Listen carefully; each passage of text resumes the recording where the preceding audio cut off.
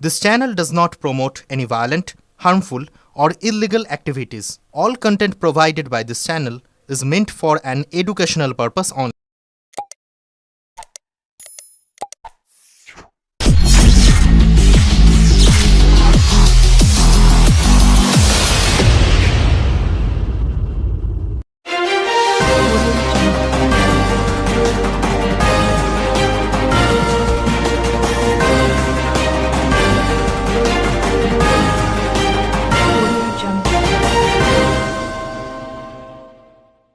হুগলির মহানদে ডিভিসি ছাড়া জলে ভাসলো কয়েকশো বিঘে চাষের জমি, মাথায় হাত চাষীদের। জানা গেছে পোলবা থানার অন্তর্গত মহানাদ পঞ্চায়েতের মেঘসার গ্রামের বিস্তীর্ণ অঞ্চলে গতকাল রাতে বোরো চাষের জন্য ডিভিসি ছাড়া জলে প্রায় কয়েকশো বিঘা জমি আজ সকালবেলায় জলে ডুবে যায়, যেখানে অধিকাংশই জমিতে চাষ হচ্ছিল আলু থেকে শশা।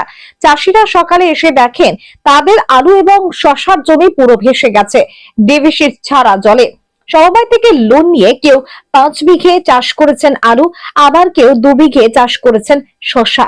ডিভিসি ছাড়া জলে চাষযোগ্য জমি ভেসে যাওয়ায় মাথায় হাত পড়েছে চাষিদের। কারণ যে ক্ষতি হয়েছে, কিভাবে তারা লোনের টাকা পরিশোধ করবে, কিভাবে তারা ক্ষতির হাত থেকে বাঁচবে তা নিয়ে চিন্তায় পড়েছে ক্ষতিগ্রস্ত চাষিরা। চাষিরা জানিয়েছেন তাদের যে জমি ক্ষতি হয়েছে তা যদি সরকার এগিয়ে এসে সাহায্য করে তাহলে হয়তো অনেকটাই উপকার হবে। যদিও এলাকার পঞ্চায়েত সদস্য পুরো বিষয়টি খতিয়ে দেখার জন্য সকালবেলায় ঘটনাস্থলে যান এবং চাষিদের সঙ্গে কথা বলেন এবং তাদের আশ্বস্ত করেন যে সম্পূর্ণভাবে সারা সাহায্য করবে। যদিও এলাকার বর্তমান পঞ্চায়েত প্রধান জানিয়েছেন ওখানকার চাষিরা আমাদের কাছে এসেছিলেন, আমি শোনার সাথে সাথে ঘটনাস্থলে যাই এবং 30 থেকে 40 বিঘে ক্ষয়ক্ষতি হয়নি, ক্ষয়ক্ষতির পরিমাণ প্রায় 100 বিঘে। চাষিরা লোন করে আলুর বীজ কিনে চাষ করে, সেই আলু বিক্রি করে লোনের টাকা শোধ করবে, কিন্তু ডিভিসি হঠাৎ করে জল ছেড়ে দিল, পুরো জমি জলময় হয়ে গেছে, একটা আলু আর বাঁচবে না। চাষিদের একটা বিরাট ক্ষতি হয়ে গেল। আমি বিষয়টি ভিডিও ম্যাডামকে জানিয়েছি, তিনি জেলা স্তরে কথা বলছেন, আশা দিয়েছেন যাতে চাষিরা সম্পূর্ণ ক্ষতিপূরণ পেয়ে যায়, এটাই আমাদের অনুরোধ। আমি ভিডিও ম্যাডামকে অনুরোধ করব একটা সর্ষে বীমার ক্যাম্প করতে, যাতে চাষিরা উপকৃত হন। ব্যুরো রিপোর্ট, আমার কলকাতা নিউজ।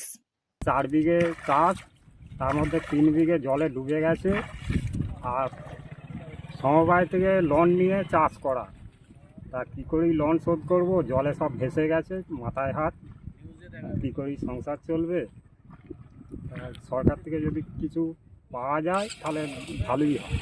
আমার এরকম আলু বিঘে 4 মতো আলু চাষ, তার মধ্যে 1.5 বিঘে মতো পুরো ডিভিসি ছাড়া জলে ডুবে গেছে এবং ধার দেনা করে জিনিস বন্ধক দিয়ে কোনো রকমে চাষ করেছি।